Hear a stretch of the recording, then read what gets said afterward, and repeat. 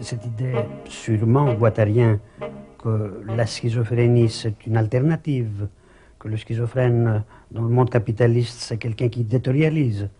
Est-ce qu'on peut encore, on peut comprendre encore de façon qu'on parlait à 66 de cette idée de schizophrénie? Moi, j'ai jamais dit que le psychotique ou le schizophrène était un héros révolutionnaire qui allait remplacer le leader de la classe ouvrière ou le militant des usines Poutilov de 1917. Jamais dit ça. Non, mais parce que quelquefois, on a voulu nous faire dire des bêtises comme ça. Simplement, ce que je constate, c'est que le rapport avec le psychotique, par exemple dans une clinique comme celle où je travaille à la Borde, pose des questions avec insistance que généralement on s'efforce de ne pas voir.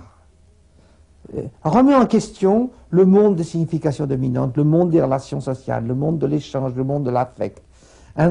Introduit avec insistance des dimensions sémiotiques, sémiologiques qui sont en rupture avec justement ce monde médiatisé, ce monde du pouvoir dans lequel on est.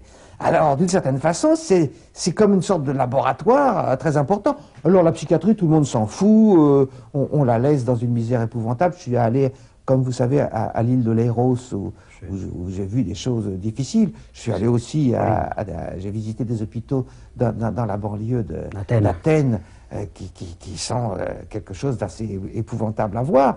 Mais qu'est-ce que vous faites avec la psychose, avec la schizophrénie? Qu'est-ce que vous faites avec la psychiatrie? La question qui se pose, c'est pas seulement pour faire du bien dans le domaine social, c'est qu'est-ce que vous faites avec vous-même? Qu'est-ce que vous faites avec votre propre folie? Qu'est-ce que vous faites avec votre désir? Qu'est-ce que vous faites avec votre rapport au monde, avec votre singularité, avec votre naissance, avec votre mort? Est-ce que ça existe? Que c'est un objet qui a de l'importance? Oh non, ça ne nous regarde pas.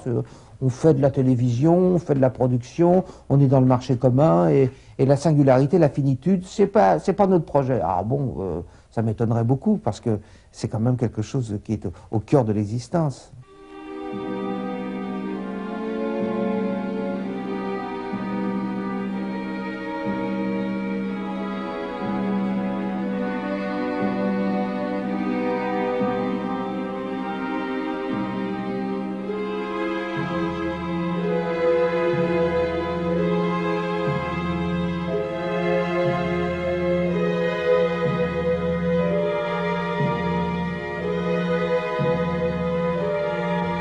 Le problème, dans des termes différents, dans un contexte différent, se pose d'aller saisir la singularité de l'autre sans rentrer dans un rapport d'identification, de suggestion, et puis d'être là, sous une autre forme, ami d'un processus possible, d'un processus qui ne se réfère pas à des universaux de la subjectivité comme les complexes freudiens ou les mathèmes de l'inconscient lacanien, mais qui forge sa propre cartographie, qui forge sa propre métamodélisation et qui permet à l'individu, suivant les situations, de reconstituer des territoires existentiels là où il était dans l'angoisse, dans la déréliction, qui permet de reforger des rapports au monde, une possibilité de vivre.